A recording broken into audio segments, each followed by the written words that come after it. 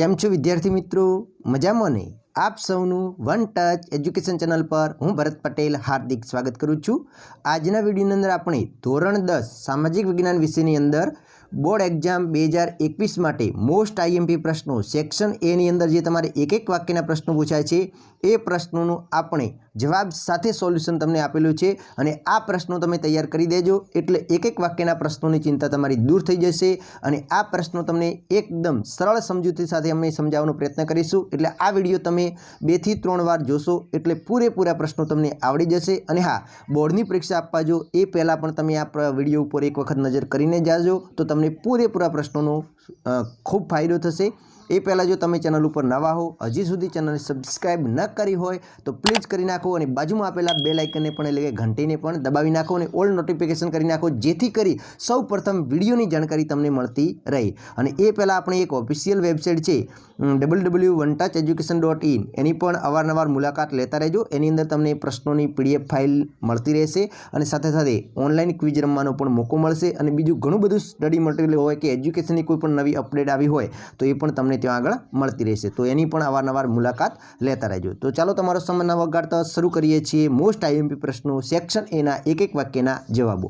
એ પહેલાં આપણે વિભાગ સી અને ડીના અને બીના મોસ્ટ આઈએમપી પ્રશ્નોની તમને PDF ફાઇલ હોય કે એ પ્રશ્નોનો વિડીયો પણ આપણી ચેનલ ઉપર અવેલેબલ છે। એ તમે જો ન જોયો હોય તો વિડીયોની નીચે ડિસ્ક્રિપ્શન બોક્સની અંદર લિંક તમને આપી દઈશ અથવા તો આઈ બટન ઉપર શું થાય છે ત્યાં આગળ ક્લિક કરીને એ પ્રશ્નો ઉપર પણ નજર કરી લેજો।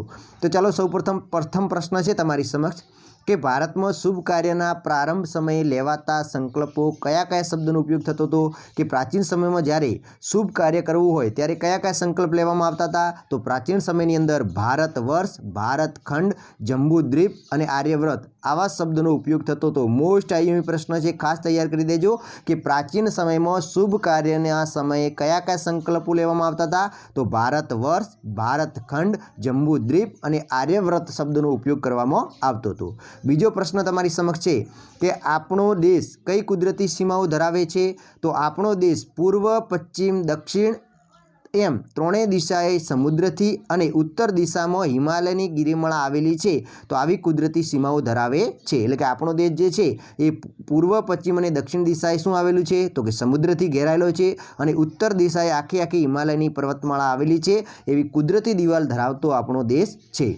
આગળ જોઈએ તો કે વિસ્તારની દ્રષ્ટિએ વિશ્વમાં ભારતનું સ્થાન કેટલાનું છે? તો વિસ્તારની દ્રષ્ટિએ ભારતનું સ્થાન આવે છે 7મા ક્રમે આવે છે અને વસ્તીની દ્રષ્ટિએ કયા ક્રમે આવે છે? તો વસ્તીની દ્રષ્ટિએ ભારત દેશ 2જા ક્રમે આવે છે। આ ખાસ ત્યાં યાદ રાખજો વિદ્યાર્થી મિત્રો। વિડીયો પસંદ આવે તો લાઈક અચૂક કરજો અને શેર અવશ્ય કરજો। ચોથો પ્રશ્ન છે પ્રકૃતિ સાથેનો આપણો શ્રદ્ધાપૂર્વકનો વ્યવહાર કયા ગ્રંથમાં જોવા મળે છે? તો પ્રકૃતિ સાથેનો જે આપણો શ્રદ્ધાપૂર્વકનો જે વ્યવહાર થાય છે એ આપણા પ્રાચીન ગ્રંથો કયા કયા છે? તો પંચતંત્રની વાર્તાઓ કે જેની અંદર બધા જ પશુ પંખીઓની વાર્તાઓ આપવામાં આવી છે અને બૌદ્ધ ધર્મની જે જાતક કથાઓ છે આ 2 ગ્રંથોમાંથી આપણને એ ખાતરી થાય છે કે આપણો પ્રાચીન સમયની અંદર આપણો પ્રકૃતિ સાથેનો વ્યવહાર કેવો રહ્યો છે? શ્રદ્ધાપૂર્વકનો રહ્યો છે। તો આ 2 ગ્રંથોના નામ યાદ રાખજો, પંચતંત્રની વાર્તાઓ અને જાતક કથાઓ। 5મા નંબરનો પ્રશ્ન છે કે કઈ પ્રાકૃતિક ચિકિત્સા પૂર્ણપણે પ્રકૃતિ પર નિર્ભીત છે? તો નિસર્ગોપચાર પદ્ધતિ છે, આયુર્વેદિક પદ્ધતિ છે અને યુનાની ચિકિત્સા પદ્ધતિ છે એ સંપૂર્ણપણે પ્રકૃતિ પર નિર્ભીત છે। મોસ્ટ આઈએમપી પ્રશ્ન છે, ઘણી વખત બોર્ડની પરીક્ષાની અંદર આ પૂછાતો આવ્યો છે કે કઈ પ્રાકૃતિક ચિકિત્સા પદ્ધતિ પૂર્ણપણે પ્રકૃતિ પર નિર્ભીત છે? તો નિસર્ગોપચાર પદ્ધતિ છે, આયુર્વેદિક પદ્ધતિ છે અને યુનાની પદ્ધતિ ચિકિત્સા પદ્ધતિ છે એ પ્રકૃતિ ઉપર નિર્ભીત છે। આગળ 6ઠા નંબરનો પ્રશ્ન છે કે હિમાલયમાં આવેલા યાત્રાના સ્થળો કયા કયા છે? તો હિમાલયની અંદર અમરનાથ, બદ્રીનાથ અને કેદારનાથ યાત્રાધામો આવેલા છે। આગળ જોઈએ 7મા નંબરનો પ્રશ્ન કે વન્યજીવોની સુરક્ષા માટે કઈ બાબત મહત્વની છે? તો વન્યજીવોની સુરક્ષા માટે અભયારણ્યો બનાવી તેમના જીવનની સુરક્ષા માટે કાયદા ઘડેલા છે। તે ખરેખર એક મહત્વની બાબત માનવામાં આવે છે એટલે કે વન્યજીવોની સુરક્ષા કરવા માટે આપણે શું કરેલું છે? એક તો અભયારણ્યો બનાવેલા છે અને સાથે સાથે એમની સુરક્ષા થાય એ માટે આપણા બંધારણની અંદર કડક કાયદા પણ ઘડવામાં આવ્યા છે। આગળ જોઈએ 8મા નંબરનો પ્રશ્ન તો કે ગુજરાતના કયા સ્થળોએ જૈન અને બૌદ્ધ ધર્મની ગુફાઓ આવેલી છે? તો કે જૈન અને બૌદ્ધ ધર્મની ગુફાઓ કયા કયા સ્થળે આવેલી છે ગુજરાતમાં? તો વડનગર, તારંગા, શામળાજી, ખંભાલીડા, જૂનાગઢ, કોટેશ્વર, તળાજા અને ઝઘડિયા આ સ્થળોએ જૈન અને બૌદ્ધ ધર્મની ગુફાઓ આવેલી છે। વિદ્યાર્થી મિત્રો, તમને મોસ્ટ આઈએમપી પ્રશ્નો આપીએ છીએ। આ વિડીયો તમારા માટે ખૂબ અગત્યનો છે, તો પૂરેપૂરો જોજો, સ્કીપ ન કરતા મહેરબાની કરીને। ભારતના સૌથી પ્રાચીન નિવાસીઓ કોણ હતા? તો ભારતના સૌથી પ્રાચીન નિવાસીઓ નેગ્રીટો હતા, જેને આપણે નીગ્રો પ્રજા પણ કહીએ છીએ અને હબસી પ્રજા તરીકે પણ ઓળખીએ છીએ। તો ભારતના સૌથી પ્રાચીન નિવાસીઓ કોણ આવે છે? હબસીઓ આવે છે। અને પ્રાચીનતમ પ્રજા તરીકે કોણ આવે છે? તો કે દ્રવિડો આવે છે। આ ખાસ યાદ રાખજો, પ્રાચીનતમ પ્રજા પૂછાય તો દ્રવિડો લખવાનું અને પ્રાચીન નિવાસીઓ પૂછાય તો શું આવશે? નેગ્રીટો અથવા તો નીગ્રો પ્રજા અથવા તો હબસી પ્રજા લખી શકાય। આગળ 10મા નંબરનો પ્રશ્ન છે કે ઓસ્ટ્રેલોઇડ એટલે કે નિષાદ પ્રજાની શારીરિક વિશેષતાઓ કઈ હતી? તો નિષાદ પ્રજાની શારીરિક વિશેષતાઓની આપણે વાત કરીએ ઓસ્ટ્રેલોઇડ પ્રજાની, તો વર્ણે કેવા હતા? શ્યામ હતા, લાંબુ અને પહોળું માથું હતું, કદ એમનું કેવું હતું? તો કે ટૂંકું હતું, નાક એમનું ચપટું હતું। આવી વિશેષતાઓ ઓસ્ટ્રેલોઇડ પ્રજા ધરાવતી હતી અને ઓસ્ટ્રેલોઇડ પ્રજાને નિષાદ તરીકે કોણે ઓળખાવ્યા? તો કે આર્યોએ ઓળખાવ્યા। કઈ પ્રજાએ? આર્ય પ્રજાએ ઓસ્ટ્રેલોઇડને નિષાદ તરીકે ઓળખાવ્યા। અને નિષાદ શબ્દનો અર્થ શું થાય છે? તો કે ભીલી પ્રજા થાય છે। શું થાય છે? ભીલી પ્રજા એવો નિષાદ શબ્દનો અર્થ થાય છે। આગળ 11મા નંબરનો પ્રશ્ન છે કે ઓસ્ટ્રેલોઇડ પ્રજા કયા કૌશલ્ય માટે જાણીતી હતી? તો ઓસ્ટ્રેલોઇડ પ્રજા જે છે એ માટીના વાસણો બનાવવા, ખેતી કરવી અને સુતરવ કાપડનું વણાટકામ કરવું એવા કૌશલ્યો માટે જાણીતી હતી। આગળ જોઈએ તો કે 12મા નંબરનો પ્રશ્ન છે કે ભારતની સંસ્કૃતિ અને સભ્યતાના વિકાસમાં કઈ પ્રજાનો ફાળો વિશેષ છે? તો ભારતની સંસ્કૃતિ અને સભ્યતાના વિકાસમાં ઓસ્ટ્રેલોઇડ પ્રજા એટલે કે નિષાદ પ્રજાનો ફાળો વિશિષ્ટ છે। આગળ 13મો પ્રશ્ન જોઈએ કે મધ્ય એશિયામાંથી કઈ કઈ પ્રજાઓ ભારતમાં આવી હતી? તો મધ્ય એશિયામાંથી આપણે જે અન્ય ચાર જાતિઓમાંથી 3 જાતિઓ જે સમાન ગુણધર્મ ધરાવતી હતી એટલે કે અલ્પાઇન, ડિનારિક અને આર્મેનોઇડ, આ 3 જાતિઓ મધ્ય એશિયામાંથી ભારત આવેલી છે અને આ 3 જાતિઓ એક સમાન ભૌતિક ગુણો ધરાવતી હતી। તો આ પણ પ્રશ્ન તમારા માટે ખૂબ અગત્યનો બને છે। પછી 14મા નંબરનો પ્રશ્ન છે કે ભારત એશિયા ખંડમાં કયા ભાગમાં આવેલું છે? તો ભારત એશિયા ખંડમાં દક્ષિણ ભાગમાં આવેલું છે। ખાસ યાદ રાખજો, એશિયા ખંડમાં ભારત કઈ દિશાએ આવેલું છે? તો કે દક્ષિણ ભાગમાં આવેલું છે। કયો વારસો કુદરતી ભેટ છે? તો પ્રાકૃતિક વારસો એ કુદરતી ભેટ છે। પ્રાકૃતિક વારસો એ કુદરતી ભેટ છે અને આપણે સૌ કોના સંતાન છીએ? આપણે સૌ પ્રકૃતિના સંતાન છીએ। આ પણ પ્રશ્ન ખૂબ અગત્યનો છે વિદ્યાર્થી મિત્રો, આપણે સૌ કોના સંતાન છીએ? તો આપણે સૌ પ્રકૃતિના સંતાન છીએ, આ પણ યાદ રાખજો। આગળ છે 16મા નંબરનો પ્રશ્ન કે આ પ્રશ્નનો જવાબ આગળનો આવી ગયો છે। કઈ ગુફાઓ રાષ્ટ્રકૂટ રાજાઓના સમયની ગણાય છે? તો ઇલોરાની જે ગુફાઓ છે એ રાષ્ટ્રકૂટ રાજાઓના સમયની ગણાય છે। આગળ 17મા નંબરનો છે તાનારીરી મહોત્સવ માટે કયું સ્થળ જાણીતું છે? તો તાનારીરી મહોત્સવ માટે વડનગર જાણીતું છે। કયું સ્થળ? વડનગર। તો વિદ્યાર્થી મિત્રો તમે કોમેન્ટ કરીને જણાવો કે વડનગરની અંદર કયું સ્થાપત્ય જોવા આ ઐતિહાસિક સ્થળ આવેલું છે? વડનગરનું કયું ઐતિહાસિક સ્થળ છે? તમને ફટાફટ આવડતું હોય તો કોમેન્ટ કરો। ચાલો, વડનગરની અંદર શું આવેલું છે? કયું તોરણ આવેલું છે? ફટાફટ કોમેન્ટ કરો વિદ્યાર્થી મિત્રો।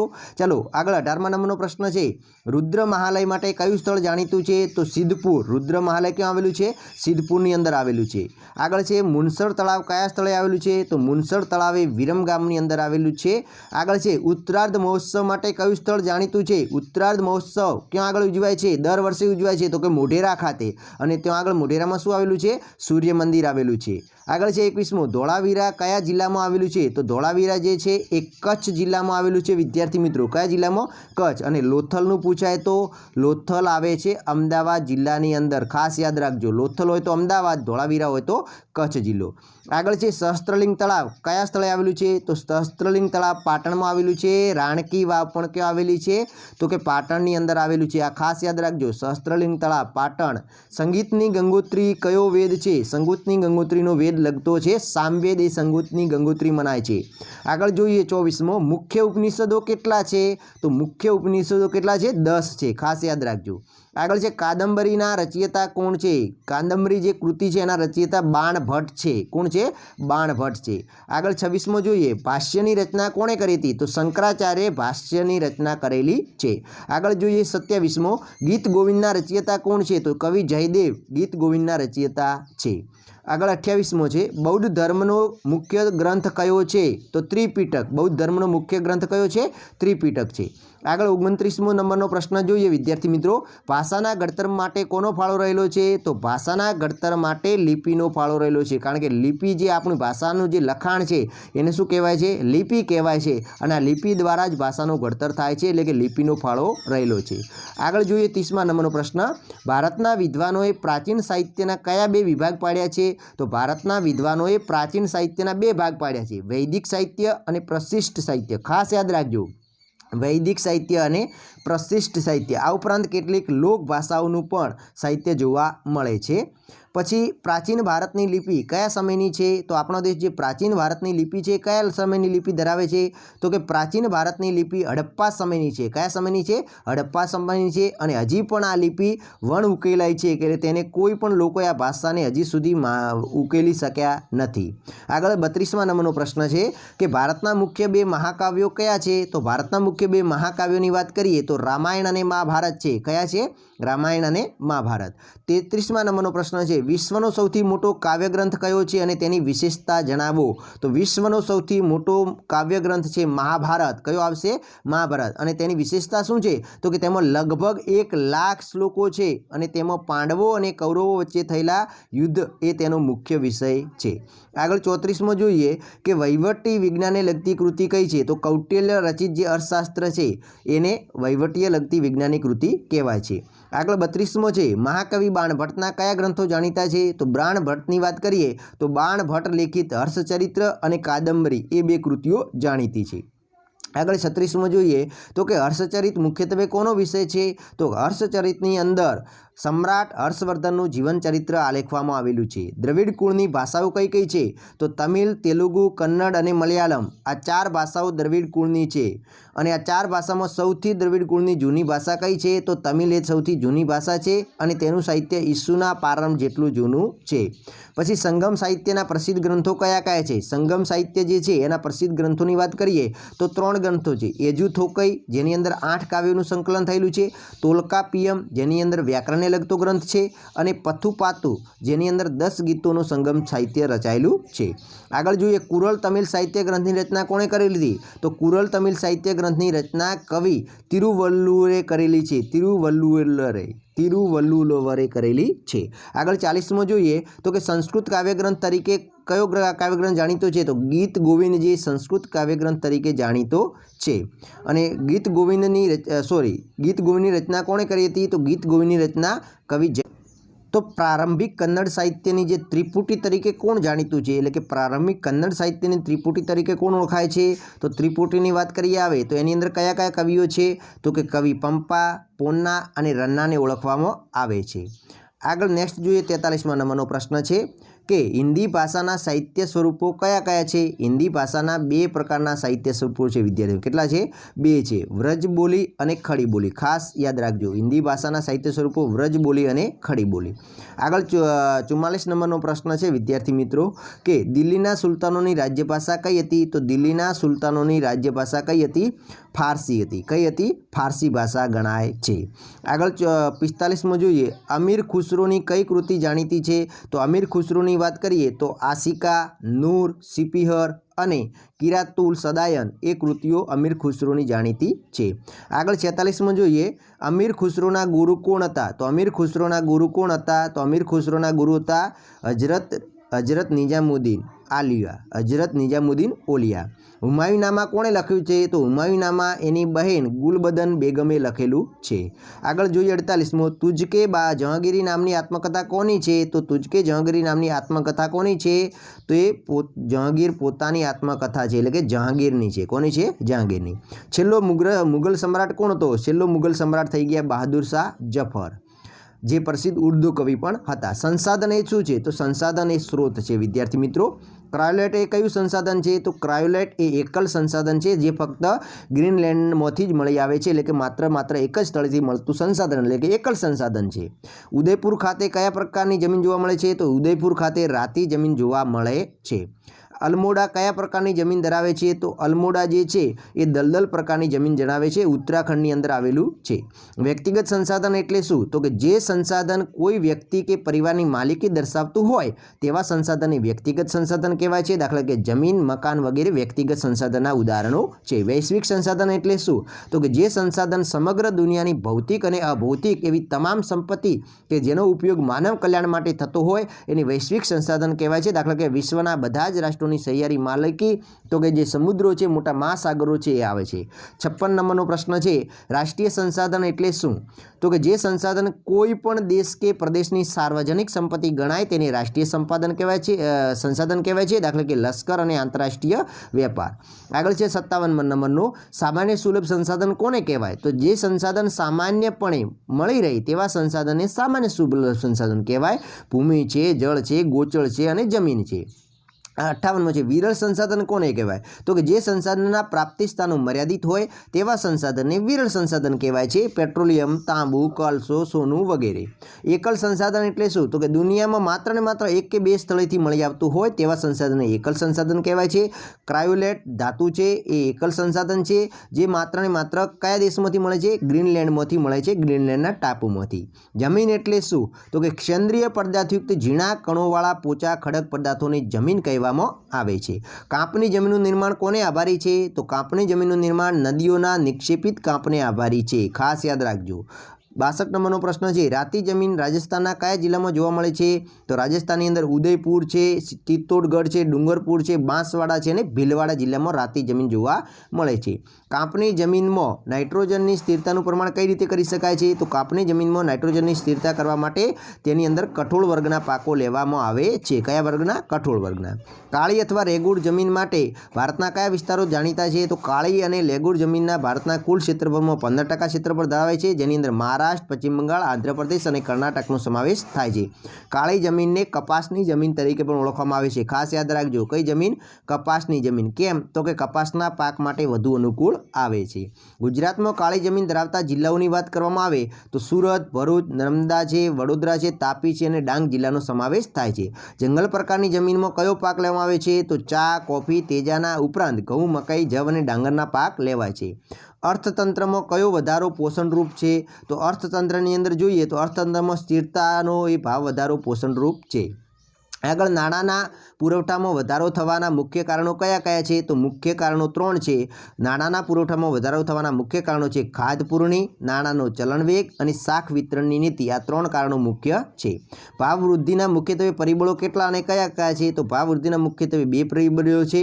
એક પરિબળ છે ચીજ વસ્તુઓ અને સેવાઓના કુલ ઉત્પાદન કે પુરવઠામાં તાત્કાલિક વધારો શક્ય ન હોવાથી, અને બીજું છે દેશમાં વસ્તી વધતા કુલ માંગમાં તીવ્ર વધારો. ભારતમાં સરેરાશ વસ્તી વૃદ્ધિ દર કેટલા ટકા છે? તો 1.9% છે. કેટલા ટકા છે? 1.9% છે.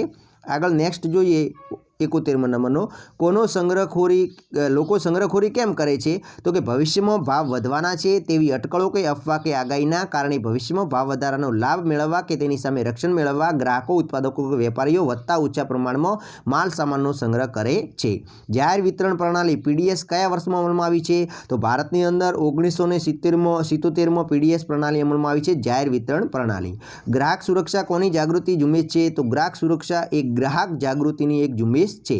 ગ્રાહક શોષણ માટે ગ્રાહક ક્યારે જવાબદાર ગણાય છે? તો કે ગ્રાહક પોતે અજ્ઞાન હોય, જાગૃતિનો અભાવ હોય, નિરક્ષર હોય, સંગઠિત ન થાય અને તે સિવાય વિરુદ્ધનો અભાવ હોય, તો નુકસાન થયેલી સામે, શોષણ સામે કાનૂની લડવાની તૈયારી કે વૃત્તિ ધરાવતો ન હોય, તે સંબંધી જાણકારી ન ધરાવતો હોય ત્યારે એ શોષણનો ભોગ બને છે, તેના માટે પોતે જવાબદાર ગણાય છે. ગ્રાહક આંદોલનના જન્મદાતા કોણ ગણવામાં આવે છે ને કેમ? તો કે ગ્રાહક આંદોલનના જન્મદાતા અમેરિકાના રાલ્ફ નાડરે ને ગણવામાં આવે છે, કેમ કે તેમણે ગ્રાહક જાગૃતિ અંગે અમેરિકામાં ગ્રાહક ચળવળ ઉપાડી હતી. વિશ્વમાં ગ્રાહકોના 4 અધિકારો કોણે અને ક્યારે આપ્યા છે? તો વિશ્વમાં ગ્રાહકોના 4 અધિકારો અમેરિકાના પ્રમુખ ફ્રેન્કલિન કેનેડીએ ગ્રાહકોને 4 અધિકારો આપ્યા હતા. 15મી માર્ચ 1962ના રોજ આપેલા છે અમેરિકાની સંસદમાં. 77 નંબરનો પ્રશ્ન છે, વિશ્વ ગ્રાહક અધિકાર દિવસ ક્યારે ઉજવાય છે? તો 15મી માર્ચના રોજ વિશ્વ ગ્રાહક અધિકાર દિવસ ઉજવાય છે. ભારતમાં રાષ્ટ્રીય અધિકાર દિન ક્યારે ઉજવાય છે? રાષ્ટ્રીય ગ્રાહક અધિકાર દિન તો 24મી ડિસેમ્બર. ભારતમાં આવે તો 24મી ડિસેમ્બર, વિશ્વમાં છે 15મી માર્ચ. ખાસ યાદ રાખજો। ગુજરાત સરકારે ક્યારથી ગુજરાત ગ્રાહક સુરક્ષા અધિનિયમ અમલમાં મૂક્યો છે? તો 18 ફેબ્રુઆરી 1988ના રોજથી ગુજરાતમાં અમલમાં મૂકેલો છે। ગ્રાહક ક્યારે ફરિયાદ કરી શકે છે? જો ગ્રાહક ખરીદેલ માલ કે સેવાની ગુણવત્તા, પ્રકાર કે તેની કરાર મુજબ કે વર્તમાન કાયદા મુજબ તે સેવા આપવાની રીત વિરુદ્ધ સેવામાં ખામી જણાય, તો ઉણપ લાગે, તો તે માલમાં હકીકત ખામીયુક્ત લાગે તો ગ્રાહક કાયદા મુજબ ફરિયાદ કરી શકે છે। ગ્રાહક શોષણ માટે જવાબદાર પરિબળો કયા કયા છે? તો અજ્ઞાનતા છે, ગ્રામ્ય વિસ્તારો, ગ્રાહકના અધિકાર વિશેની જાગૃતિનો અભાવ છે, તેના માટે શોષણ માટે તે જવાબદાર પરિબળ છે। 82 નંબર, ગ્રાહક ફરિયાદ ક્યાં કરી શકે છે? તો ગ્રાહક ઉત્પાદક કે વિક્રેતાની સાચી, યોગ્ય અને સ્પષ્ટ ફરિયાદ કરવી જોઈએ।